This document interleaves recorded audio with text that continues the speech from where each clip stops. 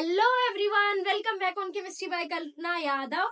तो आज बेटा सबसे मोस्ट अवेटेड वीडियो आ चुकी है, most important topics and chapters of chemistry related to NEET. सारे बच्चे बस ज्यादातर यही सोचते हैं कि ना चैप्टर्स तो हमने सारे ही पढ़ने 11th के और 12th के, बट फिर भी क्या मैम ऐसे टॉपिक्स और ऐसे चैप्टर्स हो सकते हैं जो इम्पोर्टेंट है और जिससे हम 160 मार्क्स ला सकते हैं इजीली? तो आंसर होगा यस बेटा, बिल्कुल हो सकते हैं।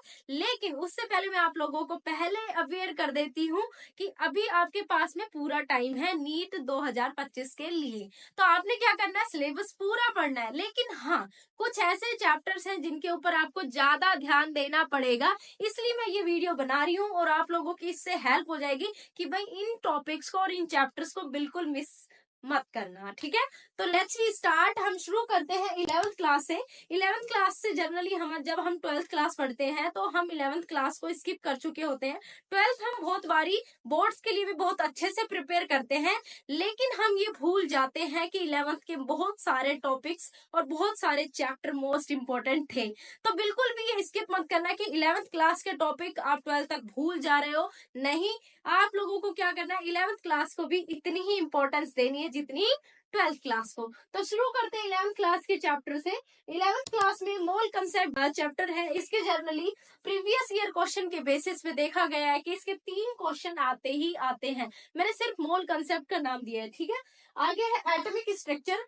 एटॉमिक स्ट्रक्चर बेटा अगेन अपना 11th क्लास का चैप्टर है। इसमें आप ऑफ बाउ principle, Hund Pauli's exclusion principle and quantum number, इन सब के क्वेश्चंस देख सकते हो। लगभग 3 क्वेश्चन आपको मिलेंगे, ठीक है? आयनिक इक्विलिब्रियम, केमिकल इक्विलिब्रियम नहीं बट आयनिक इक्विलिब्रियम के जनरली 3 क्वेश्चन मिलते हैं, जिसमें से पीएच एक इम्पोर्टेंट है, केडब्ल्यू एक इम्पोर्टेंट टॉपिक है।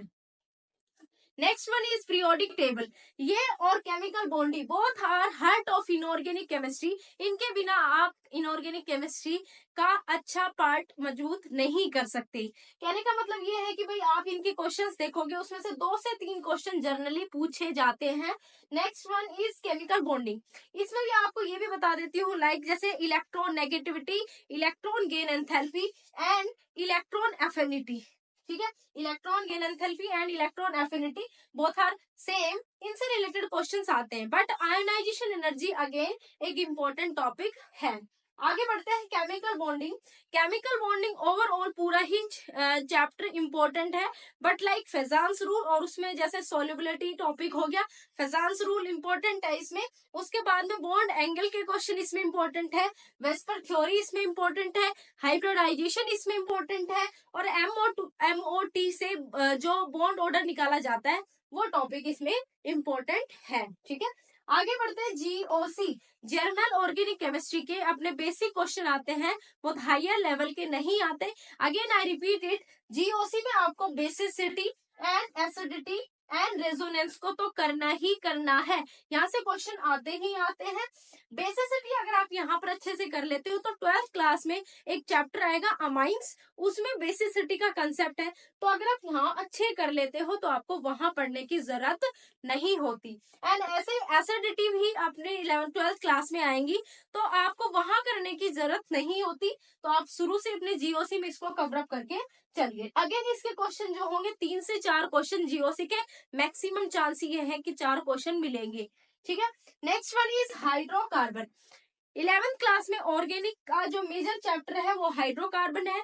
इसमें halo alkanes, halo arenes, alcohol, phenol, ether से रिलेटेड और हाइड्रोकार्बन, इन तीनों के ही मर्ज एक दूसरे से इंटर कन्वर्जन होकर के एक दूसरे से क्वेश्चन तैयार होते हैं।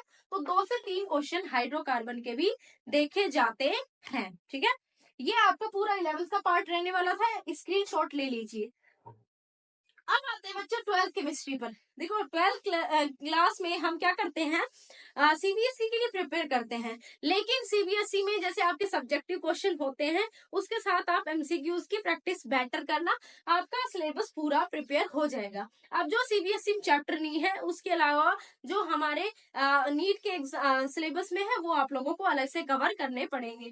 तो बढ़ते हैं इलेक्ट्रोकेमिस्ट्री। जब आप आयनिक इक्विलिब्रियम करोगे तो आपकी इलेक्ट्रोकेमिस्ट्री भी तैयार हो जाएगी मोस्टली, और 3 क्वेश्चन यहाँ से डायरेक्ट आते हैं। उसमें Nernst equation is most important and molar conductivity also important topic.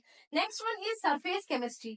जो थियोरटिकल पोर्शंस है लाइक सरफेस केमिस्ट्री, ये थियोरटिकल चैप्टर है, लेकिन इससे क्वेश्चंस जो बनते हैं वो 3 क्वेश्चन जनरली बनते हैं। Next one is solution. अब ये फर्स्ट चैप्टर बच रहा है हमारा जो सॉल्यूशन में ज्यादा टाइम नहीं लूंगी, डायरेक्ट टॉपिक का नाम लूंगी। सॉल्यूशन में आप हेनरीज लॉ और राउल्ट्स लॉ जरूर करके जाएं, 2 क्वेश्चन यहाँ से जनरली आ जाते हैं। ठीक है, आगे है केमिकल काइनेटिक्स। और केमिकल काइनेटिक्स में ओवरऑल बात यह है कि आपको ऑर्डर ऑफ रिएक्शन निकालना आना चाहिए, हाफ लाइफ निकालनी आनी चाहिए, रेट ऑफ रिएक्शन को कंपेयर करना और उस पर क्या इम्पैक्ट पड़ेगा ये चीज पता होनी चाहिए। डायरेक्ट मैंने टॉपिक बताए हैं, पूरे चैप्टर का आपको कोई मतलब नहीं है। ठीक है, आगे बढ़ते हैं पी ब्लॉक। तो जो बेसिक है वो 11th क्लास में है, बट जो आपके आगे के जो ग्रुप 14 से लेकर के 18, इसमें 17th और 18th ग्रुप अगेन इसमें रिएक्टिविटी जो है या जीनोल के कंपाउंड्स जो है इम्पोर्टेंट है। ठीक है, halo alkanes and halo arenes, generally इसके 2 क्वेश्चन आते हैं एंड पी ब्लॉक के 3 से 4 क्वेश्चन आते हैं। इसमें लगभग 2 क्वेश्चन आते हैं, तो पहले ही बता देती हूँ। हेलो एल्केन के अगर आपको क्वेश्चन करने हैं तो इसमें SN1, SN2, inversion, retention, racemic mixture, ये बहुत अच्छे से पढ़ना, क्योंकि आपको इसका मैकेनिज्म आएगा तो ही इसके आप क्वेश्चन कर पाओगे। लास्ट वन इसी में है एलिमिनेशन रिएक्शन, जो आपको अल्कोहल फिनोल ईथर में भी देखने को मिलता है। इसको भी रिएक्शन मैकेनिज्म के थ्रू अच्छे से करना और इसके क्वेश्चन ज्यादा लगाना, डायरेक्ट क्वेश्चन यहाँ से आते हैं।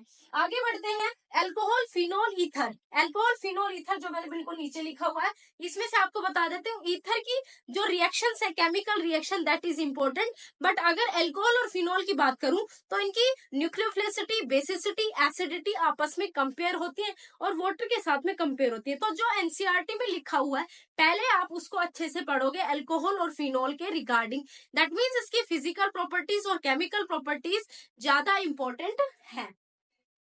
अब पढ़ते हैं जो हमारे ऑर्गेनिक का सबसे बड़ा चैप्टर है aldehyde, ketone and carboxylic acid, जिससे जनरली ज्यादा से ज्यादा क्वेश्चन 4 क्वेश्चन आप लोगों से पूछ सकते हैं। ठीक है, इसमें aldol condensation and test, Cannizzaro और जो इसका आयोडोफॉर्म टेस्ट है वो बहुत इंपॉर्टेंट है। बाकी इसमें मोस्टली पूरा चैप्टर जो है आपको पूरा अच्छे से करना पड़ेगा। ये चैप्टर काफी लेंथी है, पूरे 4 क्वेश्चन इससे आते हैं। ठीक है, ईथर का मैंने ऑलरेडी बता दिया आपको कि ईथर के केमिकल रिएक्शंस जो है HI के साथ एक्सेस में क्या होगा, हीट करेंगे तो क्या होगा, तो ये रिएक्शंस इसकी ज्यादा आती हैं। और एक विलियमसन ईथर सिंथेसिस, ये रिएक्शन इससे रिलेटेड क्वेश्चंस ज्यादा आते हैं। तो ये रहने वाला है आपका पूरी नीट 2025 की जो जर्नी रहेगी, उसमें आपका ये पूरा सिलेबस रहेगा, जिससे ज्यादातर क्वेश्चंस कवर अप होंगे और इसमें आप 180 में से 160 मार्क्स पक्का सिक्योर करोगे। लेकिन शर्त ये है बेटा, आप प्रोक्रास्टिनेशन नहीं करोगे। अभी आपने देखा, आपको पता चला, जोश आया कि मैं कल से ये चैप्टर शुरू करने वाला हूँ, लेकिन अगले ही दिन आपने वो साइड में रख दिया। तो इसका एक ही सॉल्यूशन है बेटा, जब भी प्रोक्रास्टिनेशन आए तो उस माइंड को समझाओ कि बस 5 मिनट, और उस 5 मिनट में जब तुम पढ़ने बैठते हो तो आपने क्या करना है कि सिर्फ रीडिंग नहीं लगानी है, पेन और पेपर लेके लिखोगे। भाई आलसीपन हमारे दिमाग में आता ही आता है, हम इंसान हैं, हम थकते हैं। तो बच्चों मुझे बताना कमेंट करके आप लोगों को कैसी लगी वीडियो। और आप लोगों को बता देती हूँ नीट से related complete strategy, road map, time table में क्या आप गलती करते हो, कौन सी मिस्टेक करते हो नीट की जर्नी के दौरान, वो सारी मैं इस चैनल पर ऑलरेडी अपलोड कर चुकी हूँ। सारे बच्चे जिनको भी देखनी है वो चैनल पर विजिट करके देख सकते हैं। आज आपको कैसा लगा कमेंट करके मुझे बताना। Thanks for watching.